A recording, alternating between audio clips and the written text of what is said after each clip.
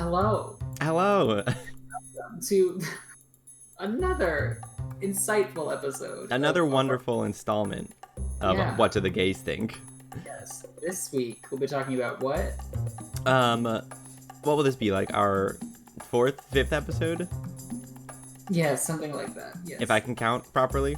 We're going to be talking, well, at least for this session, this is not going to be as much of an educational one. This is just going to be more of a commentative one.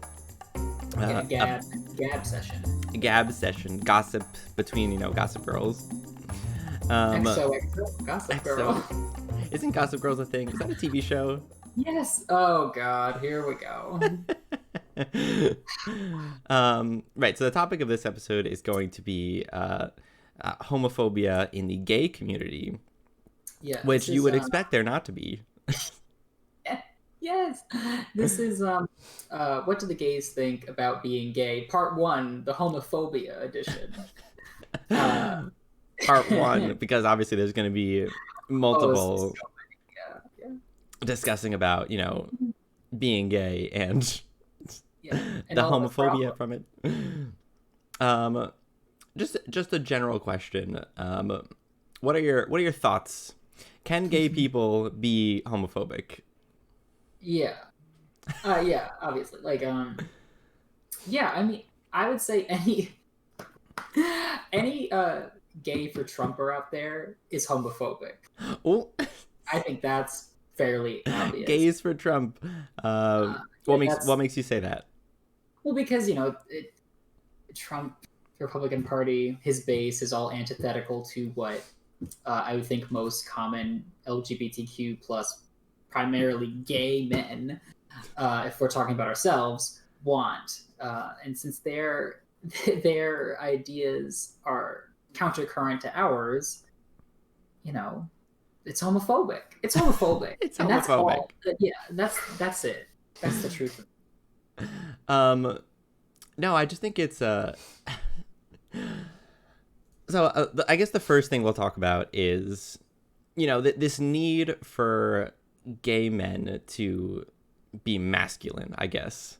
Mask for mask. Yeah, I love it. And, I feel like this all stems really as, like, it's really sexist, honestly. Like, that's where it all stems from, honestly. Because men being seen as feminine is inherently... is inherently societally seen as a bad thing. Yes. And that's because, the patriarchy and being a woman is bad. But we won't talk about that right away. Right. But just this general kind of stigma that men can't be feminine. Men can't cry, men can't show their emotions, men can't wear dresses, etc. Yeah, all that. That whole entire thing permeates into the gay community as well, because gay men, bi men, etc., whoever's attracted to men, they're more attracted to this, like, masculine version of a man, Right. And I don't know. There's a lot of problems that stem from that. Yeah, I mean, do you want to talk about your personal experiences? How has homophobia touched your life? Well, homophobia in general, or homophobia in the gay community? We'll start with, homophobia in the gay community. If you want to start at the masculine, point of it, go for it. But yeah, how has it touched your life? Oh, so many ways. No, not particularly in that topic, but it makes you not want to express yourself in a certain way because you're afraid that you're not going to be attractive to, a certain type of person who's, only looking for these masculine men, and being femme is seen as an inherently bad thing. No. No. You don't want that. No, of course not. And you might see this more than me, but why are you laughing? Because I'm like, what is he gonna say about me? I don't know. I'm not gonna talk specifically about you. Right. But what's with this whole, like, mask for mask culture thing that's happening? Wait, why are you saying that I could speak more to this? Like, what? Oh, you know why? Oh, I know. Yeah. Um, Because you're more of a slut than me. yeah, I get around. No, I mean, it's not new for sure. It's not anything new. It's just an unfortunate byproduct of male dominated society where, as a child, if you're a guy, a boy, whatever, your father wants you to play baseball and replicate his behavior, which is emotionally distant and only knows how to be emotional when he's been drinking or whatever. I'm sorry. Is that too deep? Is that too Oh, personal? no, no, no. But no, it's how you're raised. Like if you're raised in a household that's very accepting of you being emotionally expressive, you become a more emotionally expressive person. If you assign yourself to the more traditional archetype of a man, um, you become, in society's eyes, more masculine. So in the gay community, um, masculinity it's seen as like a norm of society, and it's kind of put on a pedestal. It's kind of deified. It's kind of like, oh my god, he's so like thick, deep voiced, just built, or it's ridiculous. Obviously, it's just like if you have a preference, you like a man who has like a certain type of build or a certain type of way about him. I guess fine, whatever. Um, but try not to limit yourself to such trivial things, Toxic. toxic things. Honestly, like you could just. I would say with certainty, though, it does stem from the masculine way, or the way that masculinity is portrayed in society as this sort of super amazing thing to be, Yeah, like stone cold. the end all be all for everything is to be masculine, obviously. Yeah, like yeah. So I guess gay men or other people of the LGBTQ community really just like certain people like to have that. The masked men don't want to be with the feminine gay because you know men shouldn't be feminine. Ugh, I don't know. It's all Uh, nauseating. but why shouldn't the masculine man be with the feminine gay though? Because that would fall into a stereotypical heterosexual relationship archetype, right? Yeah, but I think it's because it could be a few things. I think that either A, the man might be a little self-hating about the whole gay thing. So having the feminine side of homosexuality being apparent in his relationship draws attention to his own homosexuality. It draws attention to maybe something he's not completely okay with. That gay men do have this duality where they can kind of flirt with the feminine and masculine side of things. Everyone can do that, but if we're talking specifically about gay men, obviously, Yeah. so I think it could be that they're not totally cool with the whole feminine gay thing, or that gay men can be perceived as feminine and feminine is weak. So if a masculine man associates with a feminine man, it's like, oh my god, they're gonna see me as like saying this sort of behavior is okay. Um, or it's they just want that. It's daddy issues. That's what it It's is. daddy They need issues. a strong masculine man in their life, and they don't want someone feminine. I mean, you could the psychology of it. You could go in depth probably. Right, right. No, and I think that's actually the point of this whole thing is that, since we inherently don't want to be non-masculine, or we don't want to, be that way, that forms like this inherent homophobia that does actually exist amongst Yeah, gay men. It's like they're afraid of that feminine side, or, being seen as lesser beings because they're feminine. yeah. Can't cross my legs.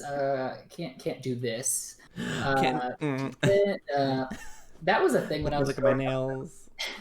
Do you look at your nails like this or like this? I don't know. What's gayer? Probably do it that way. That was the thing when I was growing up. I didn't like crossing my legs. I saw my um, mom do it all the time, and I was like, I don't think I should be doing that. I did it I did anyway, it. obviously, because I'm gay. But back then, it was a conscious effort to not do it.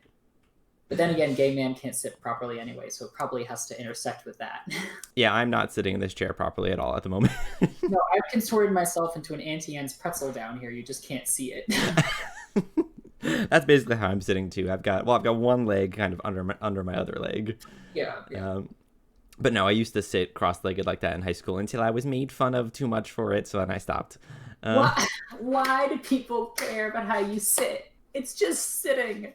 Because it's seen as, girls sit that way. A man is not supposed to sit that way. If you were sitting on a dick, then I'd be like, okay, make fun of him for it. Obviously, he's gay. What? But this putting one leg over the other, it's comfortable. It's kind of like I can kind of like just recline in it. Yeah, but like people who sit that way, or let's take a look at the two sides of the gay coin real quick. Oh, right. So the first side is, the really masculine gay guy, and then there's the really feminine gay guy. Extremes. The two extremes of the scale. Yeah, obviously, because you can't fall in between. What? The gender binary is obviously so solid. Yeah. What was I talking about? All right, so yeah, you got two gay men. One of them's feminine, one of them's masculine. But then it's like, oh, well, obviously the femme gay is more gay because they're feminine. Well, no, but they're both still gay. Yeah, they both still do all the things that gay men do. It's just that society likes one a little more than it likes the other. Yeah, it's like, oh, why are you putting your homosexuality on a plate for me to look at all the time? Serving it up every night fresh. No, but it's like not one, the two sides of the spectrum, not one is more gay than the other. It's just that, society has to perceive it in one specific way. And anything that strays from that, it's like, no. And you know what's funny? Because I've run into the men who are like, master mask. Like, no fat, no femme, no Asian. All the bad stereotypes, or all the bad things that gay men do. I run into these people, and they're like, my voice is a little up there. It's not too high, but it's definitely not low. So if they see me, normally I'm perceived as not being super feminine. When I'm heard, though, people are like, hello? So I disagree. I think your voice is soothing and super masculine. But also that shouldn't be a compliment. Like, right, that shouldn't be. That should just be an observation, honestly.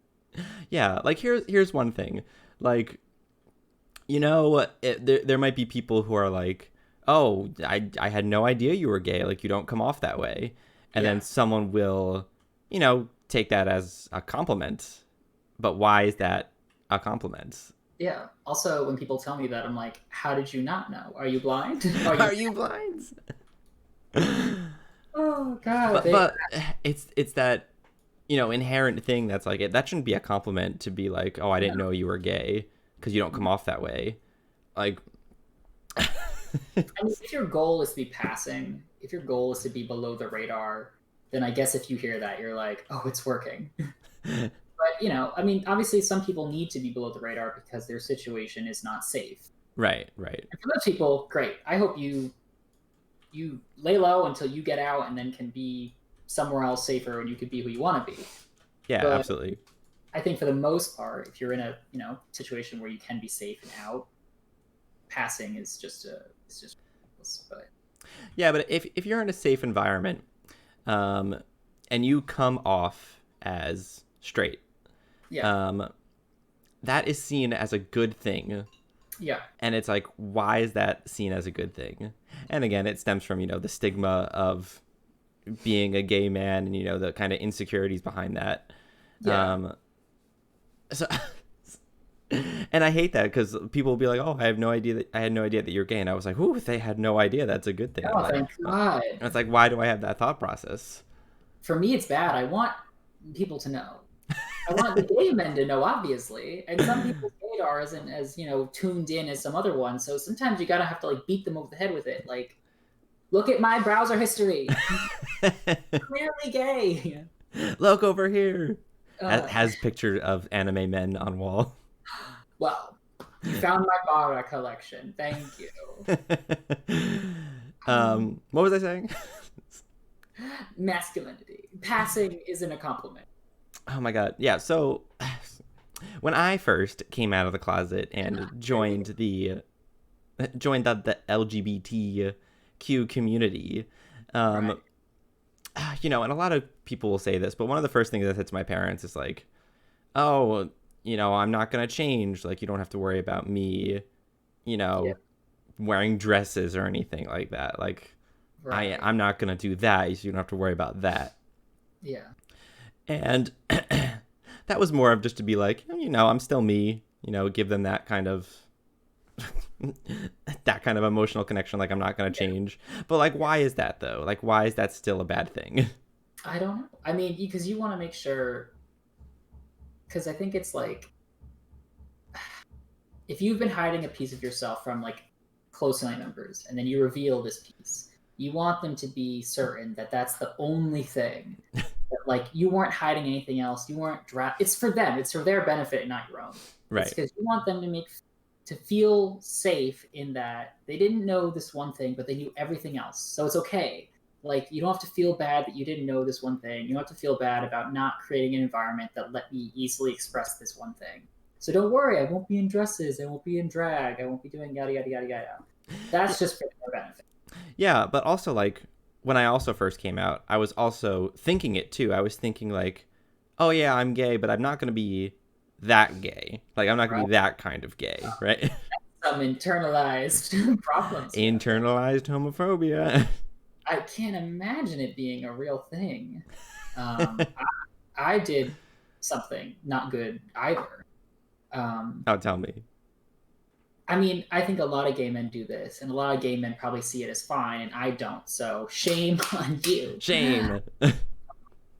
If you truly think you're bisexual, great. I hope you get clarity on it and you're bisexual. If you're a gay man using bisexuality as a stepping stone because you think it's safer to do that, that's not good. It's not good. If you honestly have the thought that you could be bisexual, fine. Explore that. But if you, knowing you're really gay, but use bisexuality to get to gay, no. That's totally damaging the reputation of bisexual men and women, particularly bisexual men that have such a hard time being visible. Right. Actually, no. I'm sure both genders, anyone who identifies as bisexual, probably has a very difficult time being seen by society. Right. And And we could talk about that. That can be a separate topic as well. yeah, so don't do that like I did. If you gay, you get to a safe spot and then you come out as gay. If you bi, you do that too. But you don't. This is not a. It's not a progression type of thing. It's an yes or no kind of thing. A progression. Yeah, I slowly started to like I was once straight and then I slowly progressed To bi, into bisexual. Then I was like, then wait a second. I don't actually like women. yes. Like if you honestly think you do at some point, fine, explore it. But if you know going in you're not, don't say you are. Mm-hmm. That's it. And that you're saying that you did that. Yeah, I did that. That was an out of safety thing to like make my family know that I could still have grandkids with like a girl. Like you might still have a daughter-in-law at some point. But I knew that was not That happening. was not happening. I knew much sooner than that was not the real deal. So I did that for their benefit. But I know in retrospect that was not a good thing to do because Right. it damaged the credibility of all bisexuals who have a hard enough time and they don't need me making it worse for them. So No. And that's the that on that. that's the that on that, honestly. That's the tea. Yeah. No, but I think it's important to address like the fact that gay people can be homophobic, and Yeah. it's I don't even know how to put this exactly, but it'll be like, oh, there'll be certain gay men that are like, yeah, I'm gay, but like I find like the really feminine gays to be annoying, or like I don't want to really hang out with them because they're too gay, and it's Yes. like now we're using gay as kind of an adjective to describe a really feminine man instead of being homosexual. Like you said before, they're both gay. The highly feminine or the highly masculine guy, they're both gay. So like, what you're using your own identity that both the people share to not discredit, but like to I don't know, like make one seem like the worst option, I guess, or like the not so great option. Like it's ridiculous. It is. Yeah, and you're sitting there thinking like, oh, as long as I'm not that bad.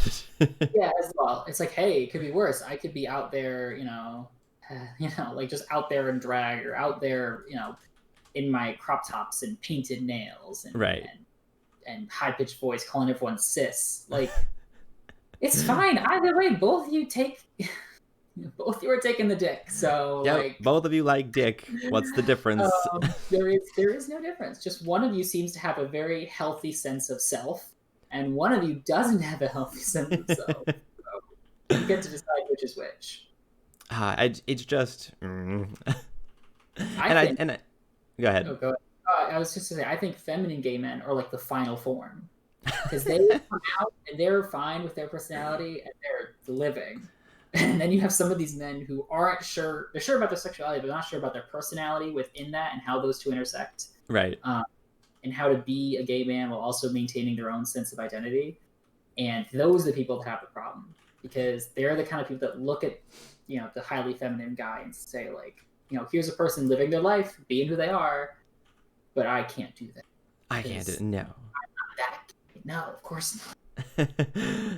Yeah, and I think this goes kind of back to like the gender binary again, because it's like, oh, that person who's out there being them, flaunting their feminine side. Those people are the stronger people, honestly. They're living their life. Yeah, they're doing whatever they want. And they being who they be. But again, like this entire stigma against the feminine form of a man, once again stems back to I think in general gender stereotypes and.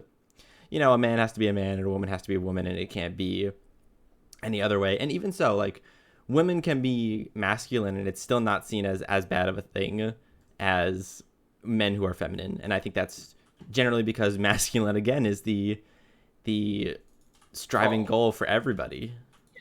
It's like, if you look tough, if you look strong, just a woman in a suit just does something for me. It's just like a woman in a nice 3-piece suit, just like Janelle Monáe in a suit is just the epitome of what a person should be. Like, it's amazing.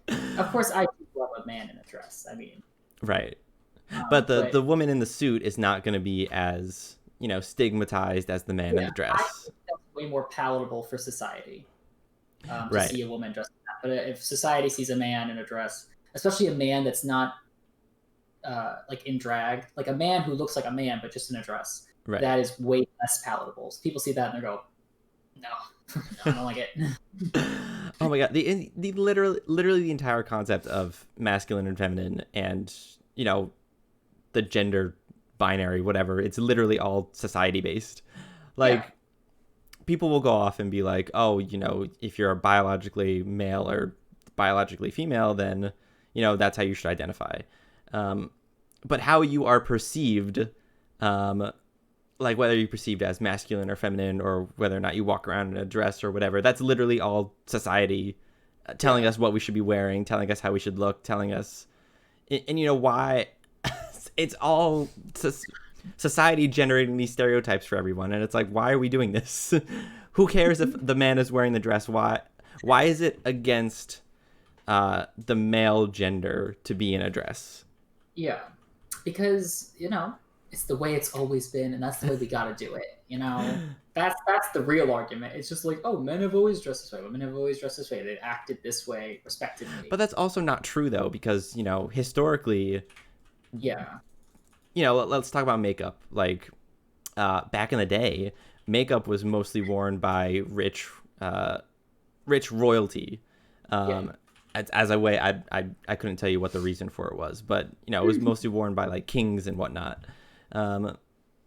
So you can't even make the argument that historically men have not worn makeup, and it's like, no, historically they have, but for some reason our society has distorted that into something like, oh, men can't wear makeup now, and it's like, well, who decided that? Yeah, that's like the same thing with people going like homosexuality is a sin. But then throughout history, you see these specifically leaders and like people of prominence in different countries that were either homosexual or they like engaged in homosexual activities. So it's been around for a while, yet just what now it's become a problem for people. Oh I god. just the entire everything is a social construct. Literally everything. Yeah. The only thing that's not a social construct is the fact that there's a dick or a vagina. That's the only non-social construct that there is. Honestly, that's the only time your sex, not even gender identity, your sex becomes an issue is the medical field. That's it. Like the only Yeah. time we need to know that information, honestly, is if you have a medical condition, and only if that medical condition connects to your genetics. It Right. has nothing to do with your genetics, and it has no it's nothing at all. Like people who go like, oh, she's biologically a female, or I should say, like they or he is biologically a female, so they can't use those pronouns. Like it's confusing. I'm like, no, it's like only time we'll ever need to know is if they or he has a problem with their vagina. Right. And they might not even have it anymore. They could have had bottom surgery and it's now gone. Right. Like, Right. No, but really though, like all of this is just social constructs up the ass. yeah. And go ahead. I mean, yeah, like that's the problem though, is it always boils down to that, but that's not enough of an argument for people. People who don't believe it, obviously. Like Well, people yeah. who don't see it, that's not enough for them to change their mind. So what do you do to kind of get people to expand their horizons? I think if you get people to understand that, all of this stuff that they're touting, a man can't cry or show emotions, or, a man can't wear a dress. Like, if we start expanding that, our message, and saying, that's just what society has normalized. Yeah. And it's just, it's everything's a social construct. If we break it down, like, get away from biology for a second. Because yes, there's biological differences between men and women, the chemistry that's happening in our bodies, the types of hormones that we produce, the way we're built, etc. Like obviously there are going to be those differences biologically. But when you look at a man versus a woman in this masculine versus feminine type thing, like the way that we are supposed to act to fit into our role as a gender, like that's not biological. None of that is. Yeah.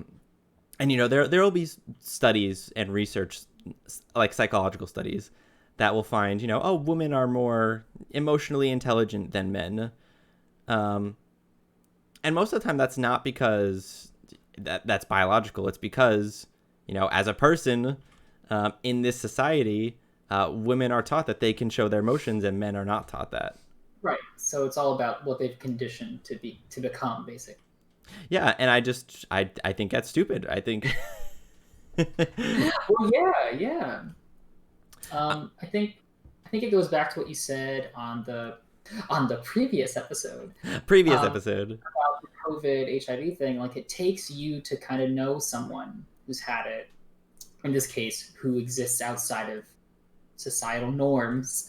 Someone who is part of the LGBTQ plus community, someone who does not identify as the gender they were assigned at birth. It takes you to know that kind of person for you to understand that it's not that deep. It's not that deep.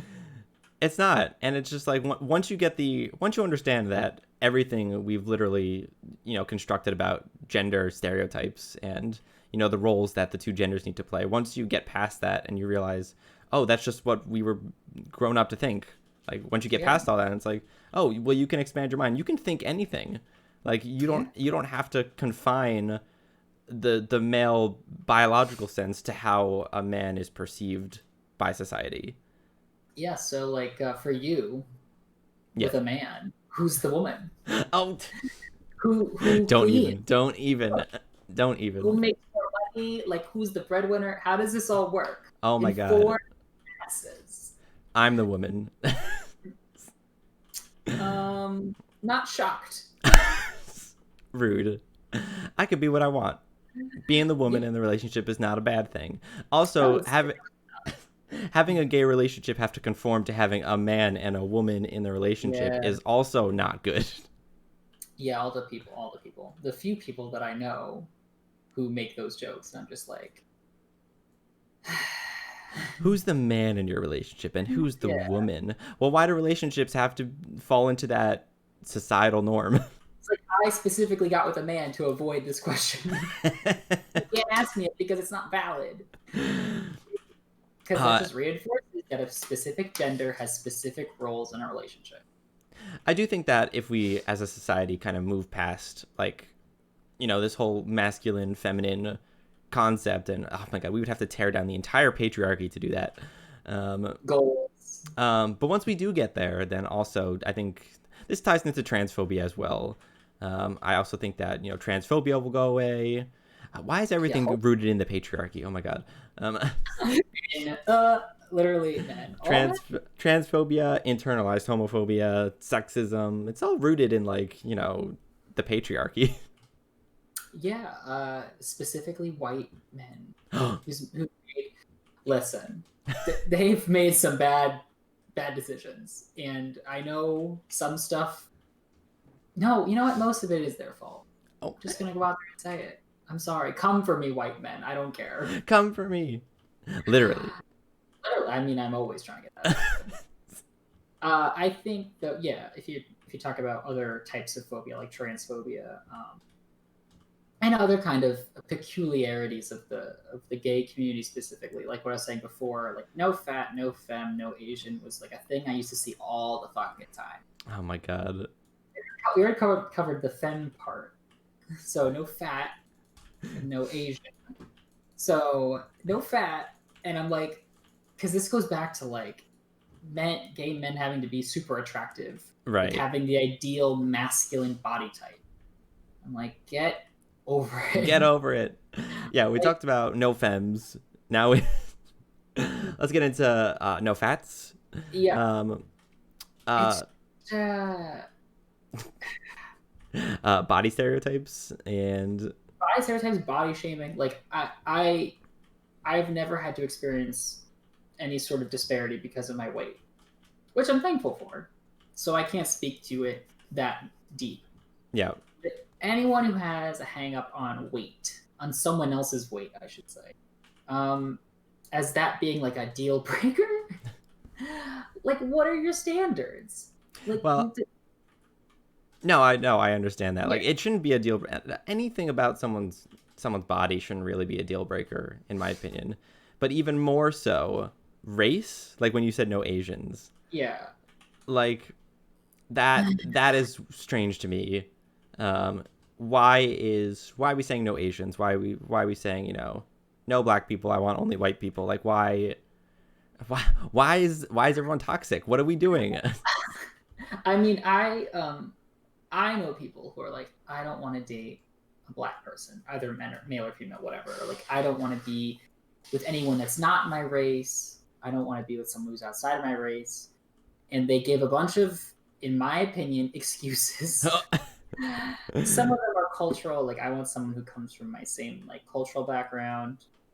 But then I present them with the argument: what if they're of the same race but not raised in the same culture? And they're like, and they like lose all train of thought apparently. Wait, what do you mean? So they're not? Let's say I said I only want to date white people, right? Because of our shared culture, which is a terrible example because white people have no culture. Okay, let's say I was Asian. Okay. And I was like, I only want to date Asian people because of our shared culture, which I've heard before from people. So this is not hyperbole. This is not some sort of rumor. Right. So what if someone was Asian, ethnically, racially, whatever, but they were raised in like fucking Canada or the United States, where they're no longer in their culture? What if they're third generation Asian whose family has kind of divorced themselves from their culture because they've lived in another country for so long? Right. What is your argument then? Then you're only wanting to date them because of their skin color and their facial features and their bodily features?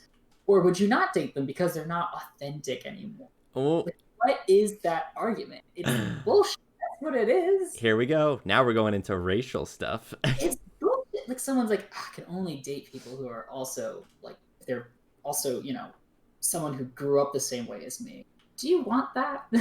I don't want that. I mean, sure, I wouldn't mind. I want something new. I want to be like, obviously, I want to be surprised by new people. I want someone who's different than me, obviously, but if they're white, they're white. If they're not, they're not. Like, who cares? Yeah. And that argument of wanting to be someone who has like the same upbringing just falls apart if they're no longer attached to that sort of upbringing. And then if you still want to date them, you're only doing it because of their features, their race itself.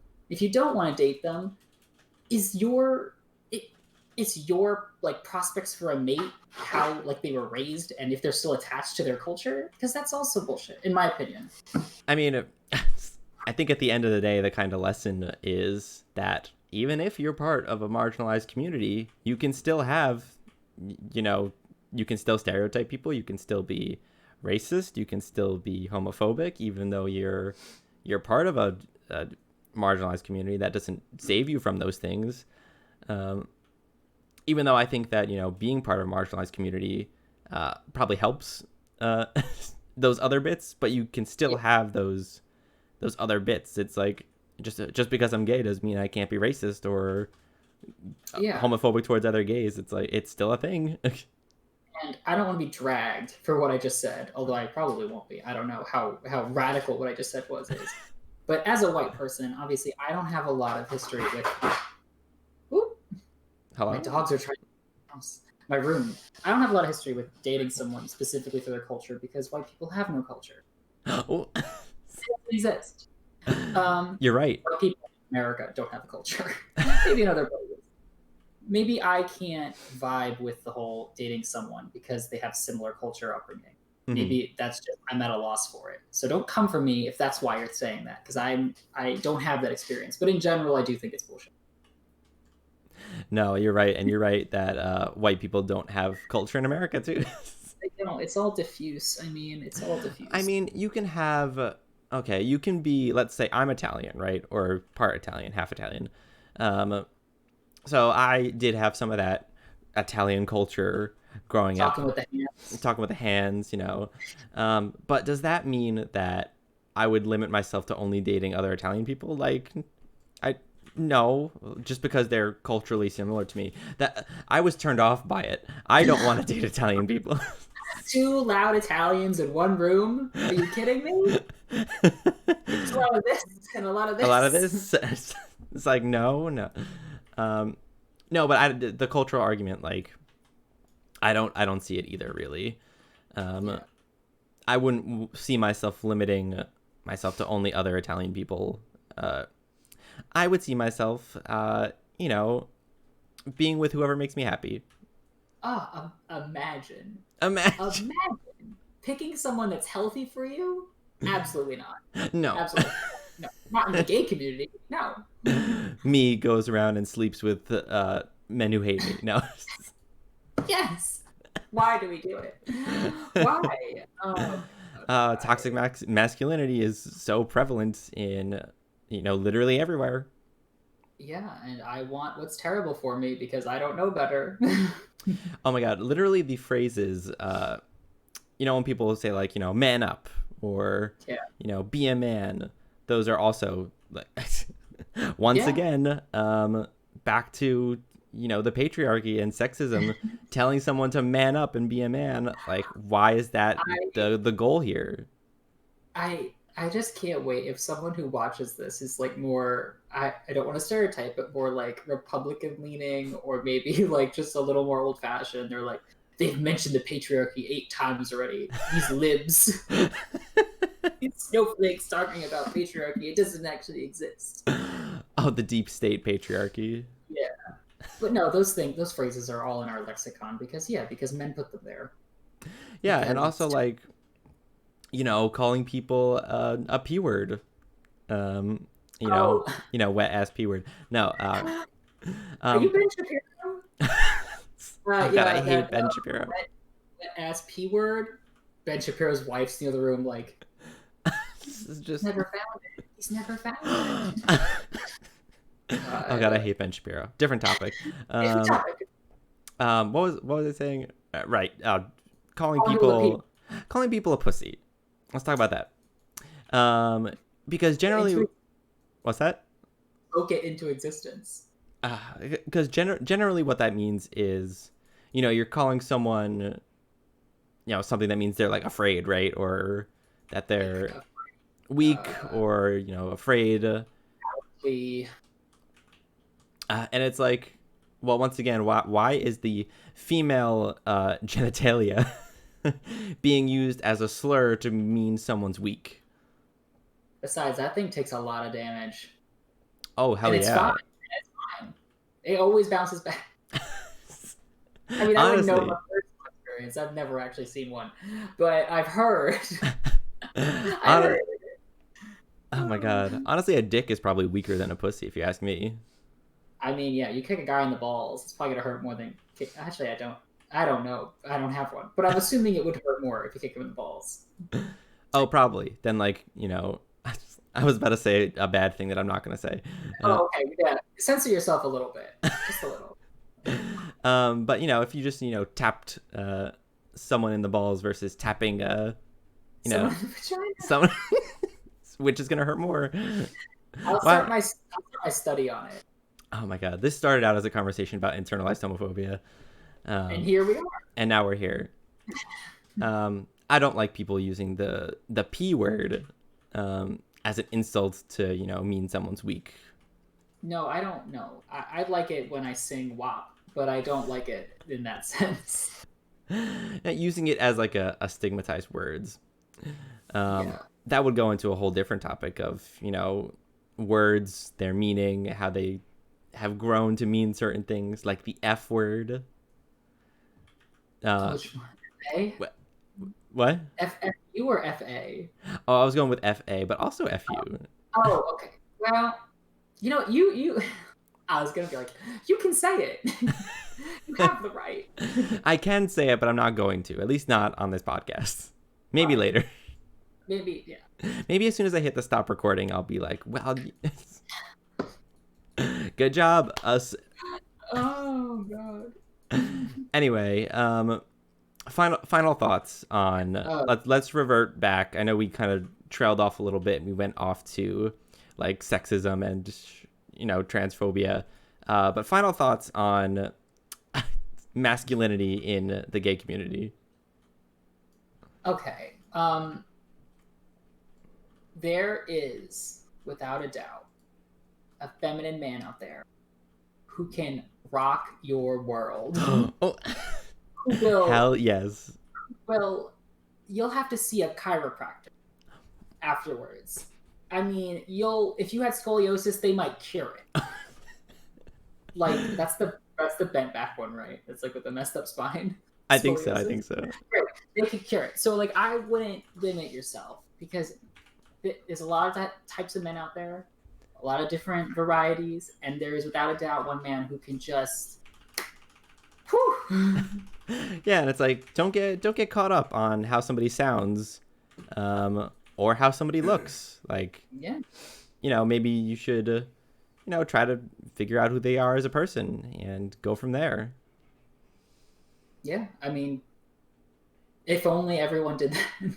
If only everyone understood such a simple concept. If we didn't go based on looks or how, or anything like that. Oh, his voice is too high. I can't handle that. No. Oh, no. Of course. Wow, riveting stuff. All right, we'll sign off there. I'm Mac Lubeck. And I'm Mask for Mask. And by that, I mean face mask for face mask. Right, obviously. Don't hit me up unless you're wearing a face mask. That's what I meant. All right. Thanks, everyone, for watching / listening, and we'll talk to you next time. See you later.